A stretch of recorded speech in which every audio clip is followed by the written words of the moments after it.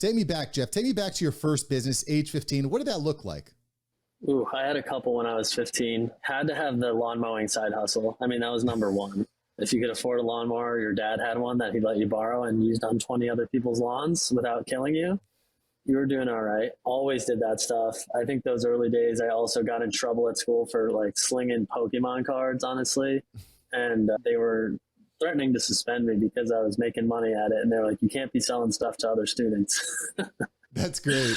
Selling Charizards. So, oh yeah. And they weren't even real cards. I was like printing out photos, just super high res photos of the cards pretty much. And people were, that was like back when, I mean, I'm not that old, I'm 32, but it's, back when super high res like photo printing was just coming out. And my dad was an entrepreneur as well. And we were able to have some really nice equipment at the house from his business. So, because he kind of worked from home. My brother and I, who co-founded the company with me, we both had little businesses like that. It's awesome.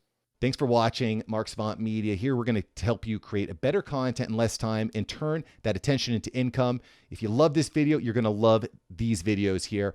Click the one. Me and my team specially selected this just for you. Click the link, check out the video. I'll catch you here next time on Mark Savant Media.